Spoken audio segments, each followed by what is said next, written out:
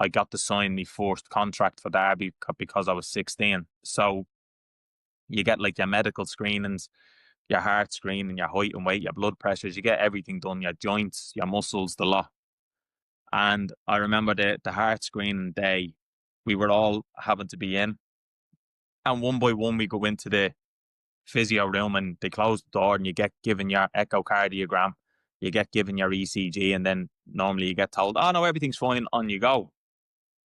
And then with my one, it was I had the echo and then the doctor walked out of the room, brought the physio back in, they closed the door behind him and they said, Mark, look, we've picked up a small abnormality with your valve. You have something that is called a bicuspid valve, a leak, an aortic valve.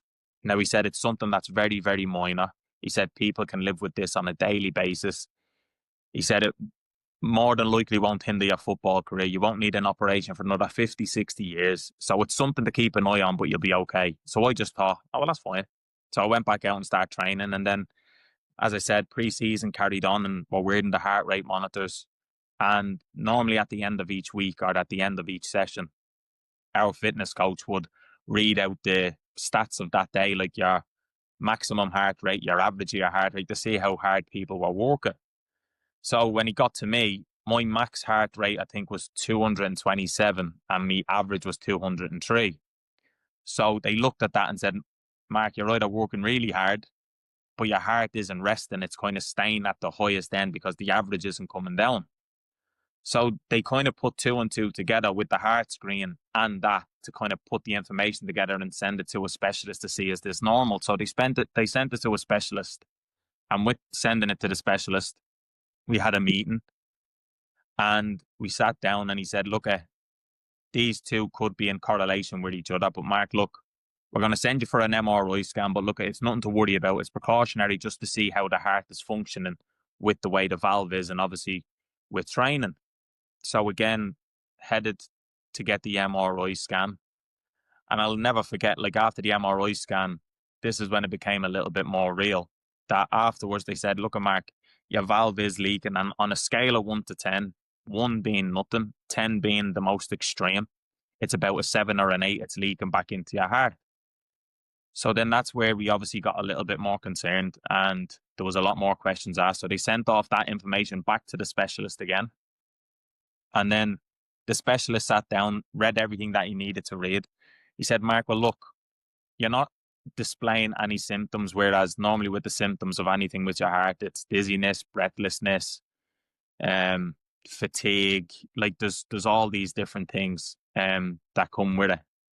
And I didn't have a single symptom. That's why like it felt like such an anomaly. And when we went back to see the specialist, he literally said to me, he was like, Mark, look, we have seen us progress that a little bit more, but you won't need an operation for another 20, 30 years. So like, even when I look back at the story, it went from like 60 years, 50 years, 20, 30 years. So it was decreasing. But even then, I always had in my head, I was like, well, in 30 years' time, I'll be 46, or in 20 years' time, I'll be in my 30s. Football will be long gone. I'll be okay. So the specialist said, I'm going to send it to a hospital. I'm going to send it to a surgeon and a specialist in the hospital to get their professional opinion, he said, so we can see what it is. So in that time, phoning home, telling me dad everything, and keeping them updated. And then we got given a date to go to the hospital in the Glenfield Hospital in Leicester.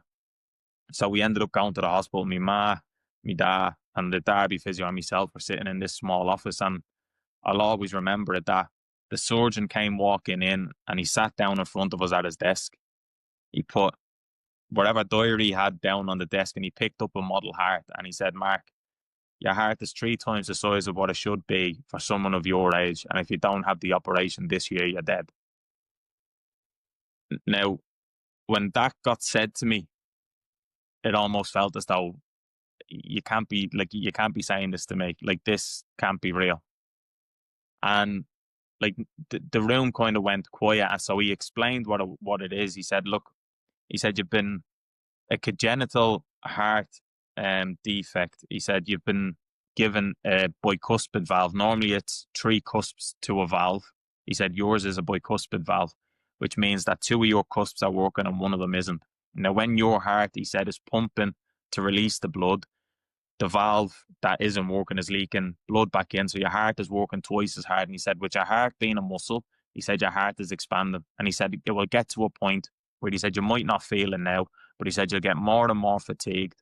He said, you'll wake up one morning. He said, it could be walking up a flight of stairs or brushing your teeth. And he said, your heart will stop. He said, because you're lucky right now that your heart is dealing with the stress that it's under.